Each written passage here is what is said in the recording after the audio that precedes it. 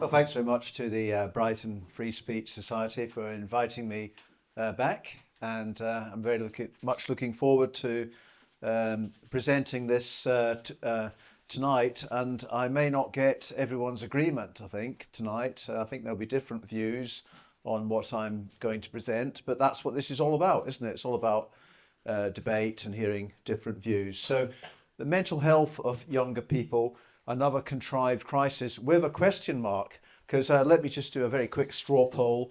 Who believes that there is a crisis in mental health in younger people? Hands up. Quite a few people. And who would say that no, it's just another overblown contrived crisis? Any hands for that? Okay, right, I'm going to try and win the other side over so they join the latter group. Okay, so my background, I'm a psychiatric nurse by training, and I worked in research for many years and then got my PhD, and then I was a lecturer and senior lecturer in mental health nursing at King's College London for many years. Left there about 3 years ago. I now work for a trade union, an independent trade union called the Workers of England, and there's some leaflets as well as some books at the side here that you might want to have a look at during the break. So mental health of younger people, another contrived crisis with a question mark. So there's a lot of talk, has been a lot of talk over the last, I would say, about 15 years. It was when I was at King's that we started to hear all this concern, all this worry that younger people were suffering from increasingly bad sort of psychological distress for various reasons. And one of the biggest reasons given was the internet and social media, smartphones, and so on. So I would suggest to you at the start, before I present any information, is that we should always be wary when we're told any message by the mainstream media. And let's be honest, a mental health crisis in younger people is a mainstream media message. So that should get you worried about whether it is actually true or not. So, my background is in health science, mental health specifically. The thing about science is that the same rules apply whatever field you're in. Science should be about objective data, shouldn't it, Roger? Absolutely. Yeah, because he's going to be talking about the climate scam soon. So what counts as evidence? So a dictionary definition, and sorry, it's not very clear, the screen, and I'm going to have to read out some of the things that are on it. A dictionary definition of evidence is sign, comma, indication, comma, proof. And it depends, you know. In fact, the concept of proof doesn't sit well with science because, as Karl Popper says, you can only disprove a scientific theory. You can't prove it. But anyway, proof is something, a word that's associated with evidence in courts, for example. Right, but in terms of the status of evidence in healthcare, well, the gold standard for research in healthcare was developed sort of in the 1950s onwards, and that was a randomized controlled trial, which is basically the experimental method where you compare a group that has a treatment with a group that doesn't. And those two groups are exactly the same, other than whether they get the treatment or not. Okay, so this is the hierarchy of evidence that is used, followed in all the healthcare professions, but I think you could say that it kind of applies to all science, but you'll see that this is more specifically about healthcare. So at the bottom you've got expert opinion and editorials in journals. Above that, you've got case reports, so actual real life patients and what's happened to them, so observational data. Above that, you've got case control studies. Again, that's observational. That's about things that happen in real practice. Cohort studies is just a higher level of the same thing. And then you've got the experimental method, which is what drug companies should be doing with their treatments before they unleash them on the public. Randomized controlled trials. And that used to be what we'd see as being at the top of the tree. But as I'll go on to say, that is no longer the case, and that the highest level of evidence is the systematic review, as I'll explain. But firstly, just something about whether we can trust the evidence, because even if the evidence is from right near the top of that tree, randomized controlled trials, they should be perfect, right? Any data you get from them should be objective truth. You know, it's if the method, if it's done properly, then we should be able to trust the outcome, the results. But in the real world, bias is pervasive, and in fact it's got a lot worse, and I think the academic scientific environment is much more prone to bias now than it ever was. So you've got bias in research funding. So research funding depends on ideological priorities, and I used to spend hours and hours putting research grant applications in at King's College London, but unless you tick certain boxes, DEI boxes, EDI, we should say DEI, because that's like, what does day mean? It means God, yeah? We better not call it EID either, because that might offend the Muslims. But let's call it the other one. So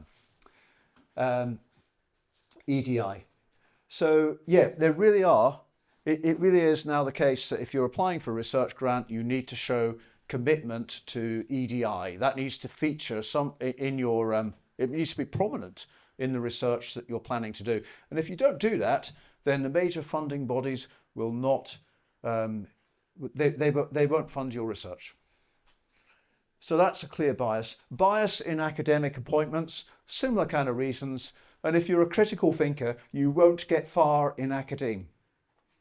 Sadly, that's where we've got to. Bias in publication.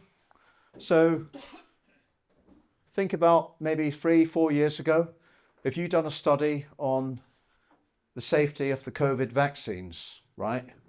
You did a proper study, a very well designed case control study. And you showed that certain adverse events were more common in those who had taken the vaccine and went, say pericarditis, myocarditis, things like that. Who's going to publish that research? Right? 3 or 4 years ago, no journal would touch that, because it's no longer about truth. It's no longer about science. It's all about ideology. Ideology runs the world today. And I think I probably share this with many of the people in the room. I'm on the wrong side of that ideology. So this is a battle we've got. Bias in media reporting. So just because studies are published in academic medical journals doesn't mean that they will get any coverage. And media do tend to like headlines, headlines that will grab the attention. So you'll only tend to hear about things if it's seen as of public interest, and if there's something juicy about it that the media can make something of. And then finally, and this kind of covers everything I've said already, which is we're supposed to have evidence-based practice in healthcare. And at government level, in the civil service, we're supposed to have evidence-based policy. But actually, it's the other way around. It's policy-based evidence. They start with what they want to do, and then they'll fund research that will produce the right results by ensuring that the right people are doing the research, the right institute is doing it, and the right places are going to publish it. So it's all set up. The whole thing is rigged. We have policy-based evidence. Okay, so talking about the mental health crisis in younger people, which is very much in the government's interest, right? They're going to want studies that show there's a mental health crisis in younger people. And if you want to get on well in academia, if you want to get promotion, if you want to become a reader and a professor, that's the sort of research that you'll produce.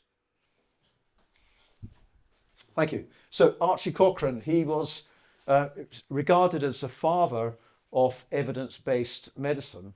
And his initial hierarchy, so he saw that there are different levels of research evidence, and he saw the need to grade research by quality, and he put randomized controlled trials at the top, the experimental method. But by the 1960s, scientific research and literature had proliferated so much that it was becoming impossible for doctors and other practitioners to know what the latest research was saying. So he said, it's surely a great criticism of our profession that we have not organised a critical summary adapted periodically of all relevant randomised controlled trials. So the methodology of the systematic literature review arose, and that developed as something called the Cochrane Review. It's only one methodology for systematic reviews, but seen as a gold standard. Cochrane Reviews. So the systematic literature review is the highest level of evidence, because what that does is it takes all the scientific studies that have been done on a particular phenomenon and puts them all together to come up with an overall sort of general result. And what you need if you're doing a systematic literature review is you need a precise, measurable question. So you're looking for studies that ask a precise, measurable question. And then you have a clear scope, you have rational eligibility criteria, and you may have standards for studies to qualify. So you might reasonably decide that a trial needs to have more than a dozen people in it. You could set, on reasonable grounds, you could have some exclusion criteria about quality of studies. You might not just be including randomized controlled trials. It depends what your review is looking at. You might include cohort studies, case control studies, even qualitative research studies. So it depends on the question. But you shouldn't be making arbitrary inclusions or exclusions. So I used to see this all the time at King's College London, where students would do a systematic literature review, and they do their eligibility criteria, and one of them would be year 2000 onwards. Why? What was magic about the year 2000? But that's a sort of arbitrary thing that people do. And of course, a lot of the time that's just to reduce the workload, but it doesn't, it straight away you're going against the principles of scientific logic by making arbitrary decisions like that. So there is a particular type of systematic literature review called meta-analysis, and that is where you actually get the data from original studies and pool all the data together and calculate an overall result. And that's seen as the highest level of systematic review, a meta-analysis. And I just say I've got my book. I've done a manual, highly acclaimed manual on how to perform a systematic literature review in healthcare. And I've got copies tonight. Academic book, so it is expensive. But I'm going to do my author's discount special price tonight at a third of the RRP. Anyway, let's carry on. So I'm not expecting you to read what's on this slide here, but there are two studies systematic literature reviews, indeed, that I did of whether there is a mental health crisis in younger people. So here I'm presenting to you my scientific research to answer the question I posed earlier. And I went in with a fairly open mind, and I was thinking, wow, mental health of younger people and social media use, that's a big topic. That's going to get me lots of citations, which is what you need if you're going to get anywhere in academia. So that's more what I was thinking about. That was my interest. Anyway, we did this, two colleagues of mine, we did a systematic review with a meta-analysis, which again, just to repeat, is the highest level of systematic literature review. That's where you take all the studies, you get the data, and you calculate them into one pooled result. So what this first paper was doing was it looked at the social media use in younger people and depressive symptoms. Now, I know that the result of this review was that there was really not much evidence of this surge in depression that is commonly spoken about in the mainstream media and by politicians and even many in the healthcare industry. But the result did show a small, very small, statistically significant correlation between social media use, its amount of social media use, and depressive symptoms. But it was really very small. And remember that correlation doesn't mean causation. That's something we always have to repeat. Because when there's an increase in diagnosis of a particular condition, think autism, right? There is an incredible number of children being diagnosed with autism at school now. And a lot of that is because there is much more interest and awareness. And there's also some perverse incentives in children being diagnosed with autism. So you've got these like forces that can contribute to what makes it look like there's an increase in a particular illness or health problem. So just want to show you something about the citations. So that paper came out in 2017, and that's had 446 when I checked yesterday citations. And this is something as an academic, it's really important. It's not just about getting papers published, but also that you get cited by other researchers. This is how you get on in the academic world. It's all about metrics. 446 is pretty good compared to much of my other research output. But for a topic like this, internet use by younger people, something that is such a big concern, 446 is not very, it's not a dramatic number of citations. And this is my other paper, second paper. This came out 3 years later in 2020. And this was with two other colleagues at King's College, London. And this one asked just a slightly different question, which is, so we were much more specific with the, so we looked at 4 domains. We looked at, so 4 domains of social media use, which was time spent, types of activity, level of investment, and addiction. So we found that all 4 of those domains correlated with psychological distress, including depression and anxiety. So again, the abstract says that yes, there is a relationship between social media use and mental health problems in younger people.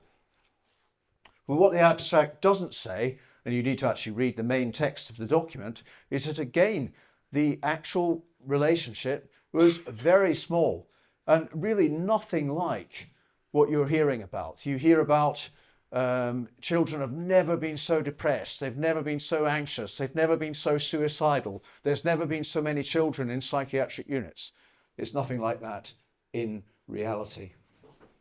So anyway, this paper, and we'll just go on to, you can see that that's had nearly 2,000 citations. And I think that's very interesting because it's not about the journal. The journals are roughly the same level. This has come out 3 years later, but because the abstract is a little bit more on the argument that making the case that there is a mental health problem with social media use, and it gets a lot more attention. And that's how it works. If your research findings fit in with ideological objectives, you will get cited a lot more. And that's how the system works in academia. It's not about truth. It's not about critical thinking. It's about whether you're on message. And I was part of that system. And so to some extent, the way that these abstracts are worded show that I was under the influence of that system and giving that system something of what it wanted. Okay.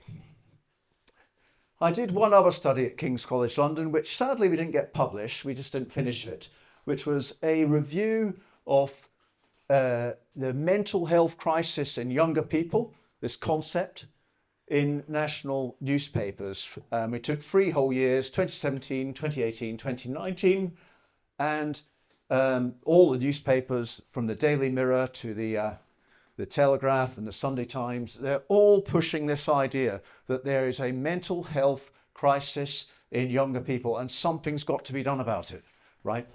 But what we found looking at when we did this review is that hardly ever was any scientific evidence presented for a mental health crisis. Hardly ever was there any objective generic data.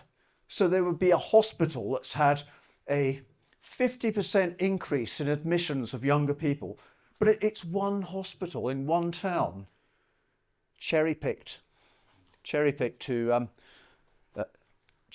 give the right result.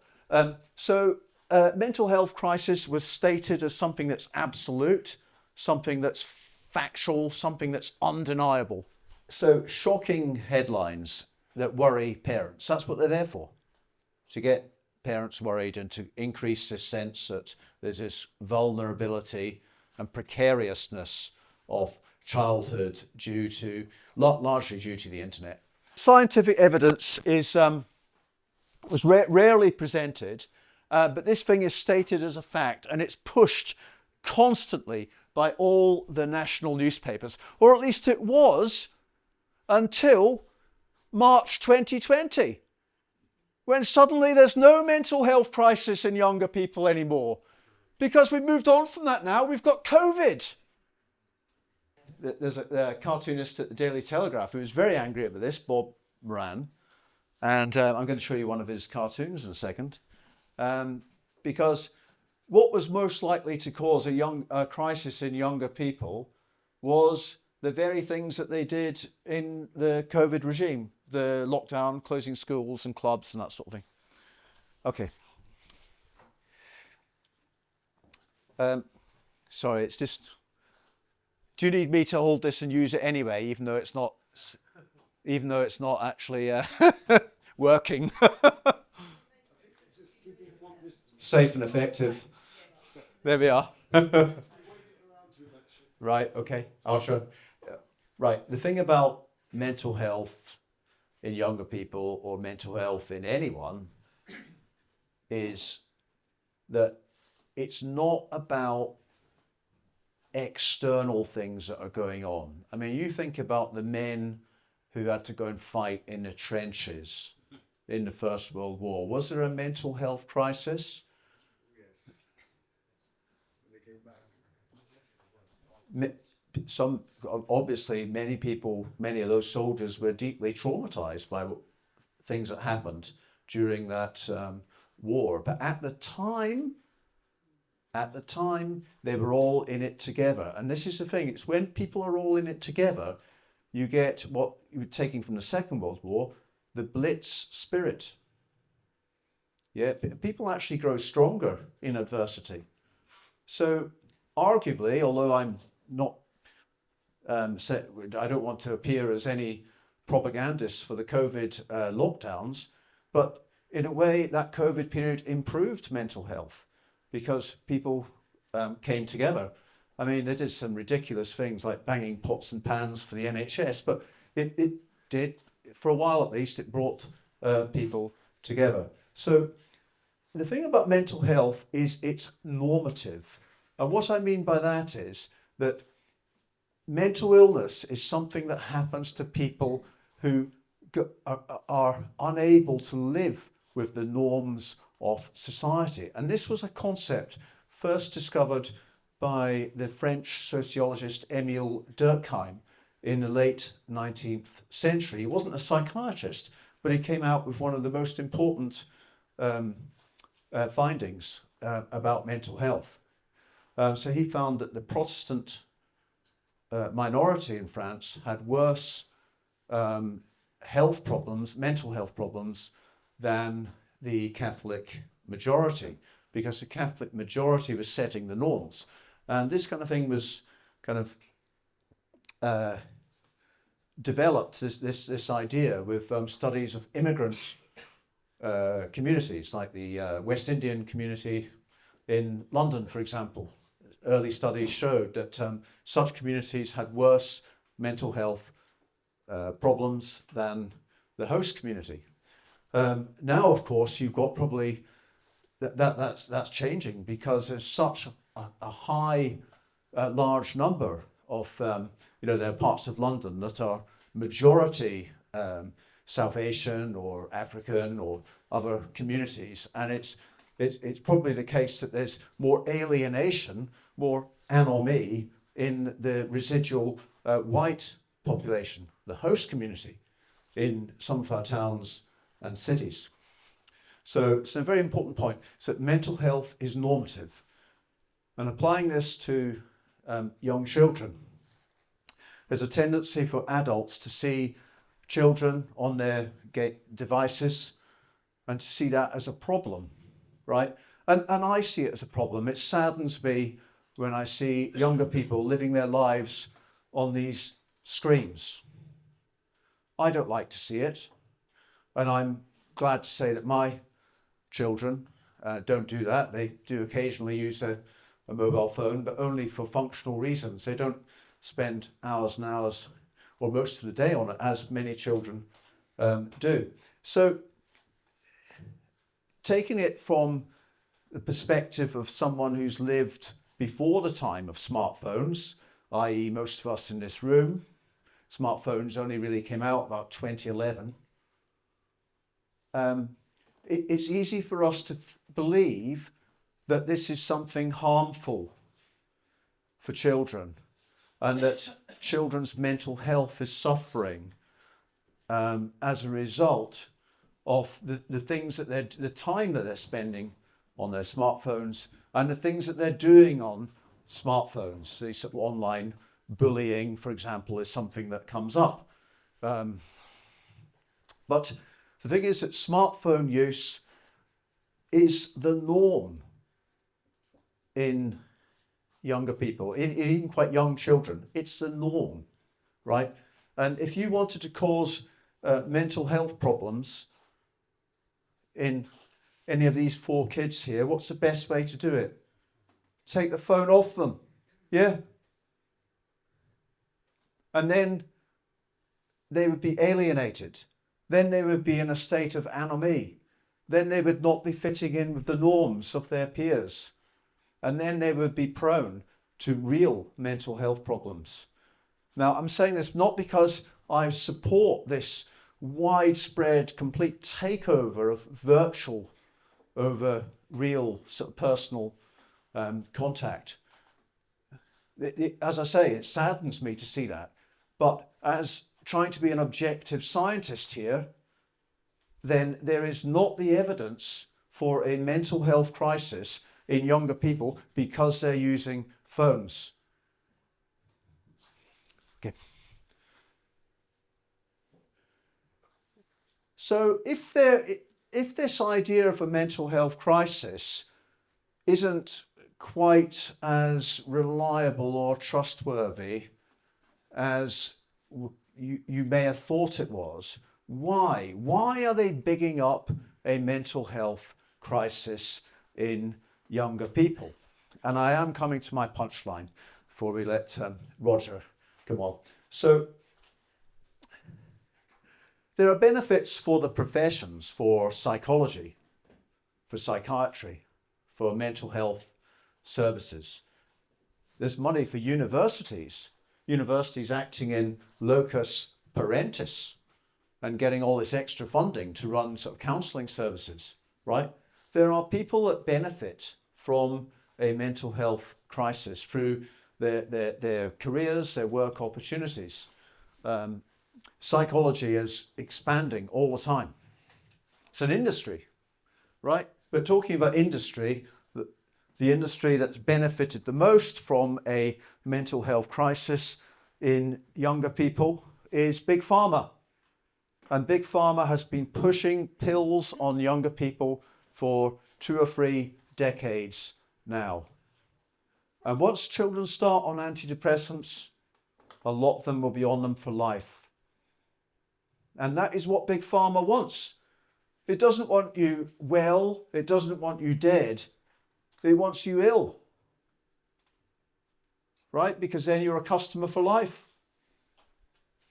So antidepressants are a lucrative market for the pharmaceutical industry, and going back to science here, very little evidence that they actually work. The whole serotonin hypothesis is bunkum. Right, so there is also the motive, the vested interest in getting younger people to be dependent on the state.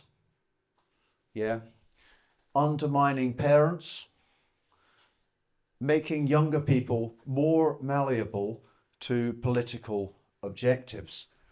And I am coming to the end now.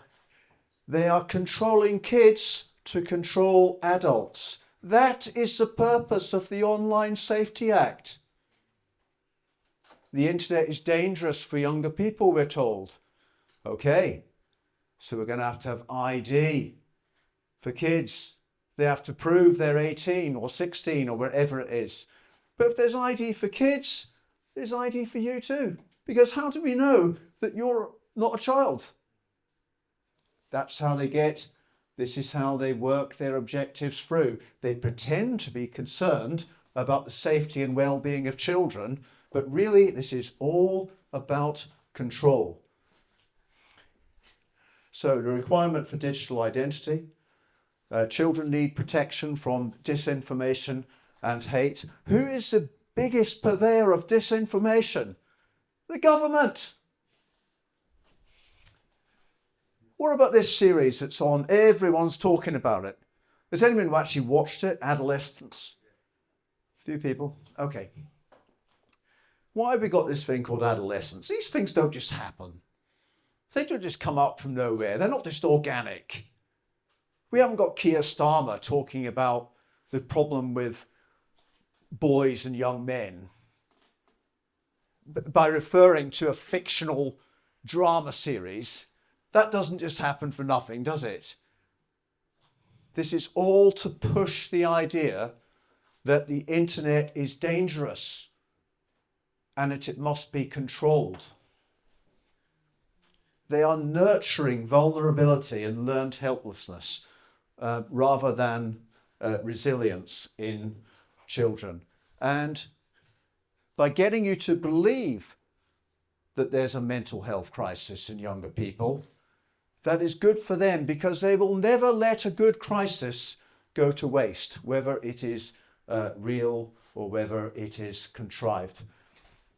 I mentioned Bob Moran, and here is something about resilience and about how they try to take younger people's resilience away There's a pigeon with its parachute saying, "Have you got your parachute yet, Jill?"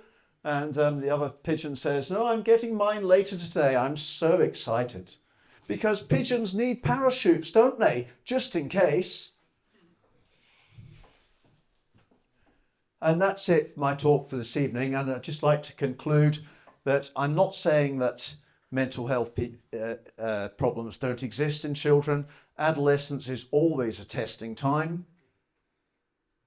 And it always will be a testing time, whether we've got a government intervening with it or not, whether you've got psychiatrists and psychologists giving treatments for it or not. Adolescence will always be a testing time as a child makes a transition towards becoming an adult. But when I go past school gates and I see the kids coming out, the teenagers, and I just see boisterous kids doing what kids do. Okay, I do believe they spend far too much time on their devices, but they haven't really changed much. They're just kids, children, teenagers, being with fellow kids and teenagers and doing what teenagers do, fitting in with the norms. And the government wants the norm to be that we all think there's a crisis going on. Problem, reaction, solution. So be very wary of that. Is there a mental health crisis in children? No. But we do have a crisis in how we're led. Thank you.